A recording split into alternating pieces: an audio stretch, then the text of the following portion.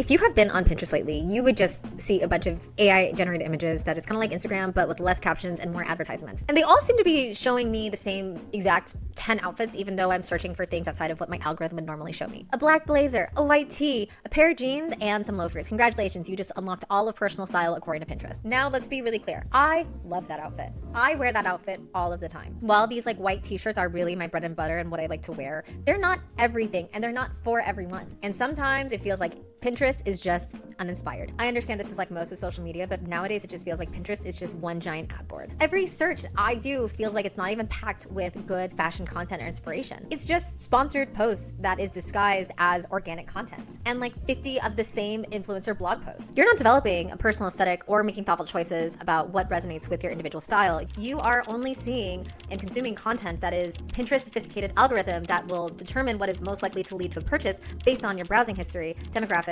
data, and platforms, blah, blah, blah. This is my long-winded way of saying you are not developing any form of personal style on Pinterest. You used to be able to, and that has since changed because now it's kind of just another platform for them to make money, which is all social media, including YouTube, that I'm here talking to you about. But at least with YouTube, you get some more variety. You are getting people and individuals versus it 99% ads. Pinterest doesn't actually help you develop personal style. It feels like another platform for you to see what is popular according to them. If you exclusively rely on Pinterest outfits without understanding the principles behind them, you are not developing any form of sense of self or genuine style. You're kind of just demonstrating an ability to follow preset fashion formulas. You aren't learning how to adapt them for yourself. Style isn't exactly copying an outfit, it's knowing why it works and then making it your own.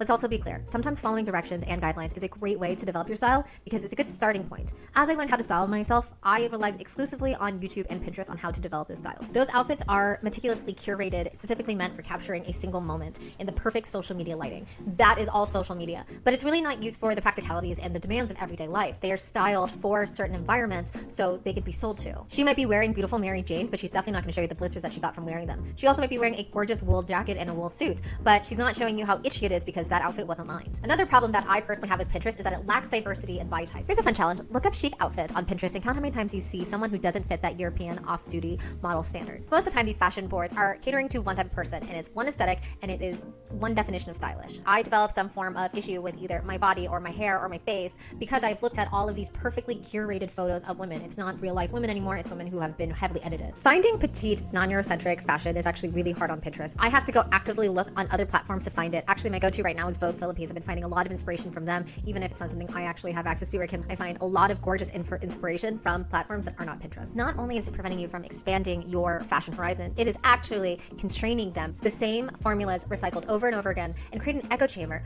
of fashion choices that disencourage genuine expression that we are missing when it comes to this personal style conversation.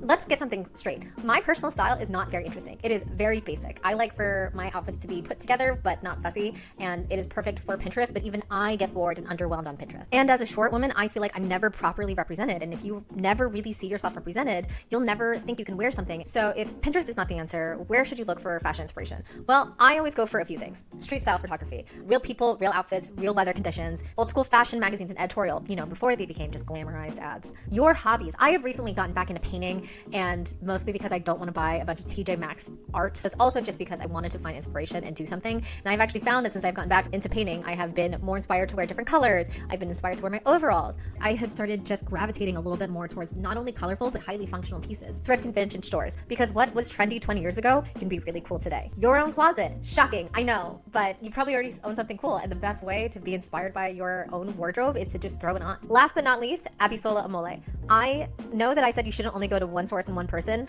but I have been obsessed with her really minimalist style, and it's surprisingly so minimalist without being extremely boring. I think that she is a fantastic style inspiration. She has this very feminine minimalist style that does not get enough attention that it deserves. I think that she is basically the equivalent of Carolyn Bessette Kennedy to me. The best outfits don't come from Pinterest. They come from experimenting. They come from figuring out what actually works for you. So maybe stop trying to dress like a Pinterest board and start dressing like yourself.